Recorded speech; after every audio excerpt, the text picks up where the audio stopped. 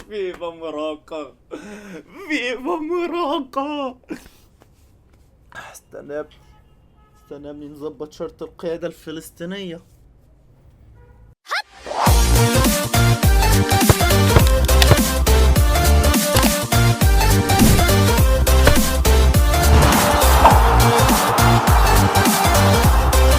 السلام عليكم. السلام عليكم. ايه ده زياد؟ ايه ده يا زياد؟ ايه ده؟ ايه بالراحة عادي. السلام عليكم. ايه الاخبار؟ عاملين ايه؟ كويسين؟ يا رب تكونوا بخير.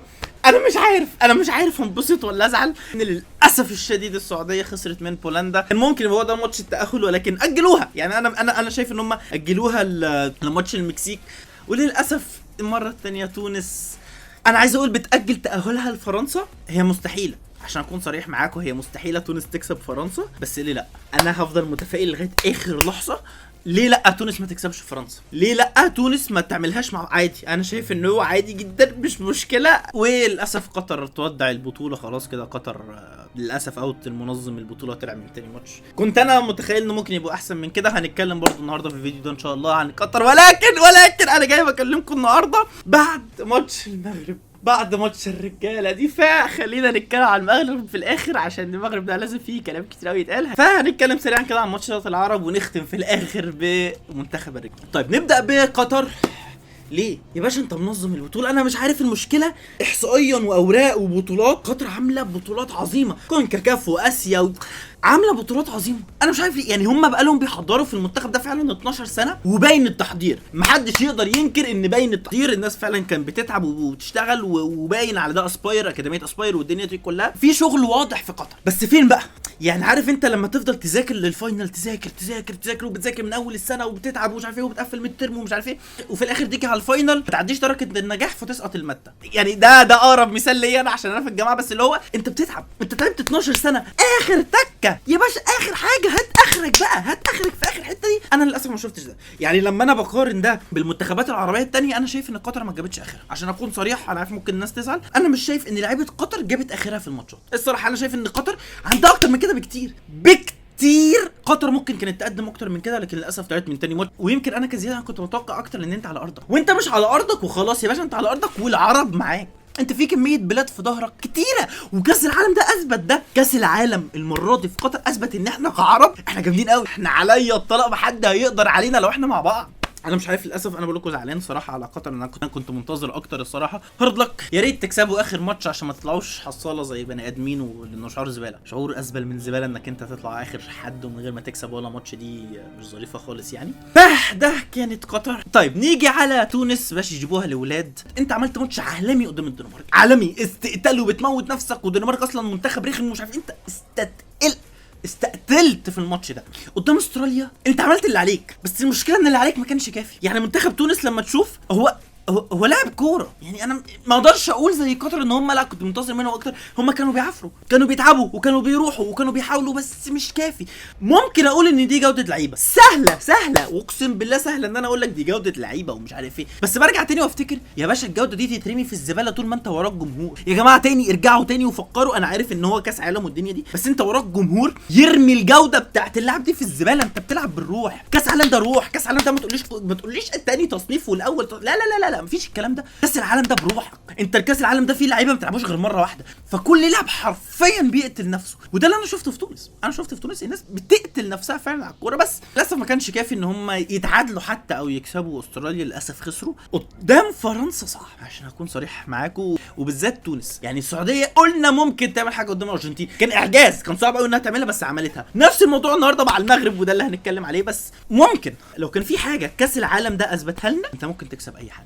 انت كمنتخب عربي وراك جمهور بالبلاد. انت ما وراكش بلدك بس، انت وراك بلاد العرب كلهم. دي حاجه ما فيش حد غيرنا بيعملها. تلاقيش مثلا كوري بيشجع اليابان، ما فيش الكلام ده. ما تلاقيش اوروبي بيشجع اوروبي، ما فيش الكلام ده. احنا الوطن الوحيد اللي فعلا بنشجع بعض من قلبنا. انا من قلبي النهارده بشجع قطر والسعوديه وتونس ومغرب. فان كان معاك حاجه زياده عن فرنسا هي الجمهور. والجمهور المره دي معاك. انا متبسم امل عشان ما اكونش كداب، انا دايما في الكوره بالذات بيبقى عندي دايما امل. استرجل واعمل اللي عليك، وطول ما انت بتعمل عليك وطول ما انت فعلا بتقاتل على الكوره بروح الرجال انت تقدر تعمل كل حاجه. عارف ان ده كلام تنميه بشريه بس هو ده الحقيقه يا باشا. انت معاك جمهور في ظهرك، دوس هات اخرك. يجي بقى على السعوديه، حرام حرام حرام حرام حرام حرام. ليه يا هيرفي رينارد؟ ليه تعمل فينا كده؟ ليه تكسب ارجنتينا بتكتيك برجاله بكل حاجه وتيجي قدام بولندا تعمل كده؟ انت عملت كل حاجه في الكوره، ضيعت بينالتي، ضيعت حتى الفول اب بتاع البينالتي البريك، انت عملت كل حاجه في الكوره انا فاهم ده، بس كان في اكتر. ودي يمكن الومها شويه على هيرفي رينار. انا الصراحه اللعيبه عملت اللي عليها، سواء انا عارف ان يمكن سالم ضيع البينالتي بس عادي بيحصل في الكوره مش مشكله، والبريك ضيع الفول اب مش مشكله عادي، ولكن في ماتشات انا ما اقدرش الوم عليها اللعيبه. يا باشا انت دلوقتي كسبت الارجنتين، مش نفس الطريقه تمشي مع بولندا، مش نفس الطريقه تمشي مع مكسيك، مش نفس الطريقه تمشي مع، ما فيش طريقه واحده بتمشي للكل. السعوديه تاهل لسه في ايديها، لازم تكسب مكسيك. اكسب مكسيك وسيبك من ما تتعادلش وتقعد تفكر بقى في ارجنتين تكسب مش عارف مين عشان ده يتعادل مع مين. لا يا باشا اكسب مكسيك، وانت تقدر تكسب مكسيك عادي جدا، لان انت مش بس كسبت الارجنتين، انت عملت ماتش قدام بولندا ما كانش تستحق تكسب. انا عارف ما تقولش بقى ان انا بطبل وان احنا عرب وانت دايما لا بس ارجع اتفرج على الماتش. يعني انا هكلمك ليه، ارجع اتفرج على الماتش وشوف السعوديه كانت بتعمل ايه. السعوديه كانت مسحه بولندا يمين وشمال، بولندا هجمتين ليفاندوفسكي بس ده اللي عملته بولندا ونجحت فيه. تشيزني شايل 4-6 كور. فالسعوديه راحت، محدش يقول ان السعوديه ما راحتش وان الموضوع لا السعوديه راحت وتكتيك كان ممكن ينجح، بس في الاول في الاخر كوره جوان واللي يضيع يقبل والكلام اللي احنا عارفينه ده. فانت ضيعت استقبلت وده الطبيعي. ماتش المكسيك مش مستحيل خالص، بقول لك ايه، ماتش المكسيك لو انت نازل انت عايز تكسب هتكسب، بس بسيطه. انت زي ما قلت تاني وعيد وزيد وثالث عاشر 300 مره اقول الجمله دي، انت وراك عرب، انت ما وراكش السعوديه، ما وراكش تونس بس، ما وراكش مغرب بس، انت وراك عرب، وراك 600 بلد بتدعمك.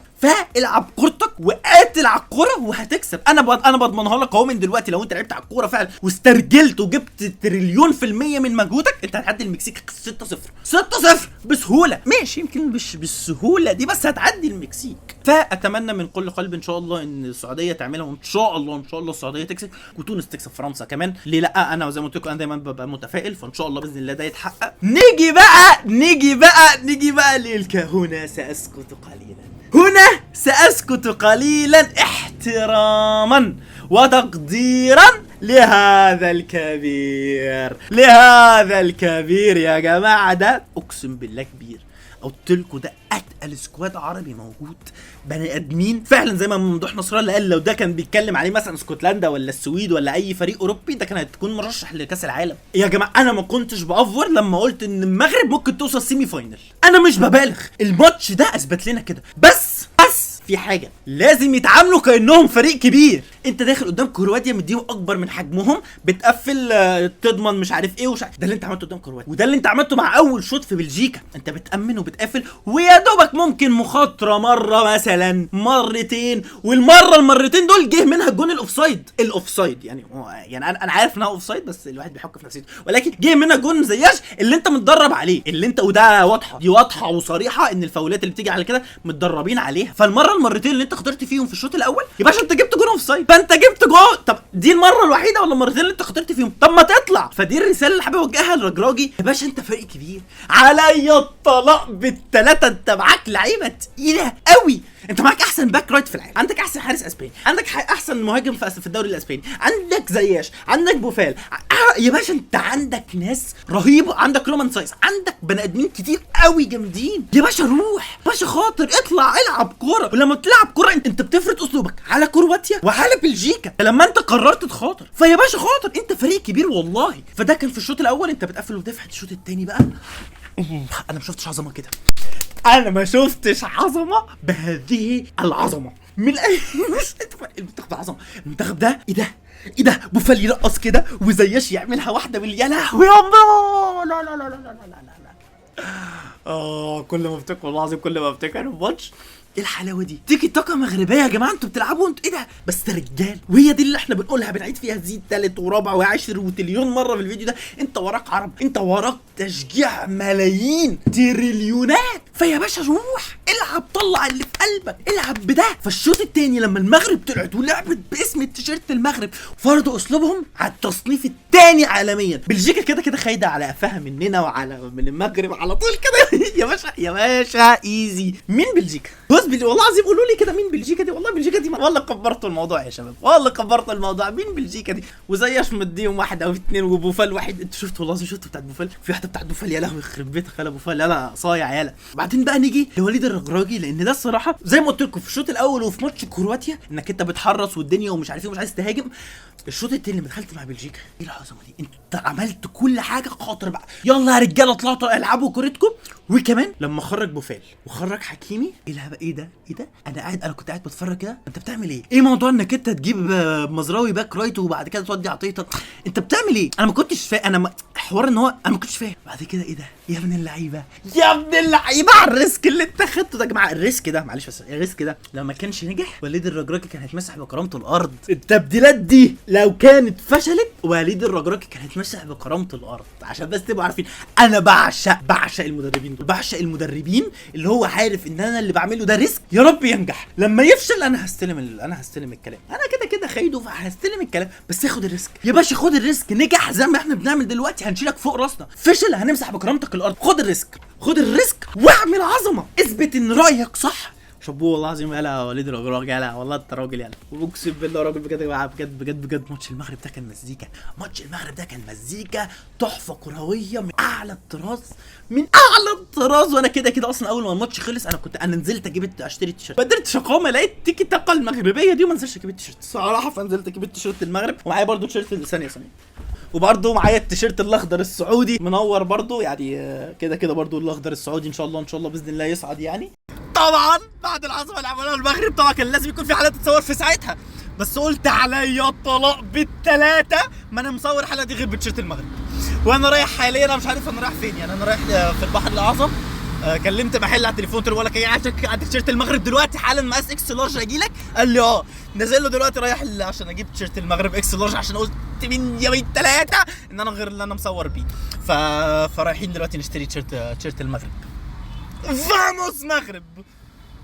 وفي ختام الجوله الثانيه نحب نقول هارد لك لقطر، ان شاء الله تونس تعملها وتكسب فرنسا وتصعد. السعوديه لازم هتكسب المكسيك، لازم ما تتعادلوش وتقعدوا تفكروا في لا اكسبوا المكسيك وهتتاهلوا ان شاء الله باذن الله. برضو نتفائل وان شاء الله خير. والمغرب بالله عليكم ما تبقوش منتخب عربي، دي النصيحه الوحيده اللي حابب اقدمها للمغرب، ما تبقوش منتخب عربي بعد ما كسب بلجيكا وتعادل مع كرواتيا تقعدوا بقى تحطوا رجل على رجل واحنا خلاص كسبنا وضمننا وتخشوا الماتش مش عارف تحسوا نفسكم وشايفين نفسكم. لا بالله عليكم ما تبقوش منتخب عربي يا جماعه، دي مشكلتنا احنا دايما، ودي للاسف فيها بوادر مع السعوديه. انت لما تلعب ماتش تحفه عالمي بمعنى كلمه عالمي، اللي هو انت قفلت العالميه، انت كسبت ارجنتين بميسي بسيد معز، فاهمني؟ فانت وصلت الليفل العالميه، بتحس بنفسك، بتشوف نفسك دي للاسف موجود عندنا. انت كسبت ميسي، بس انا كسبت ميسي حط رجل على رجل ومش عارف ايه، فللاسف دي فيها سنه بوادر في السعوديه. فان شاء الله يا رب المغرب تقدر تكسب كندا كمان وتبقى الاول يا رب، وزي ما قلت لكم الاول تلعب كوارتر فاينل وتروح سيمي فاينل ان شاء الله. المغرب هتروح سيمي فاينل ويا رب فاينل. ويا سلام بقى يا لو سيمي فاينل السعوديه ومغرب، انا ما اعرفش لو دي ينفع، يعني انا بجد ما اعرفش لو دي ينفع ولا لا سيمي فاينل المغرب والسعوديه، بس هتبقى مزاج ضمننا واحد في الفاينل. فدي بالنسبه لي مهمه جدا يعني ان شاء الله باذن الله. مش عارف انا بدات احلم بفاينل، انا خيالي سرح بالفاينل خلاص، ان في فاينل عربي كده منتخب عربي في الفاينل مش منتخبين. ما نقفرش يعني، لازم دايما احلامنا تبقى ايه منطقيه. وفي الاخر احب اقول لكم ان كان لكم خاص حاجه النهارده، ان شاء الله تعمل لايك سبسكرايب وشير، جرس باش ونزل حلقه جديده. تصلك بقى كده، سلام.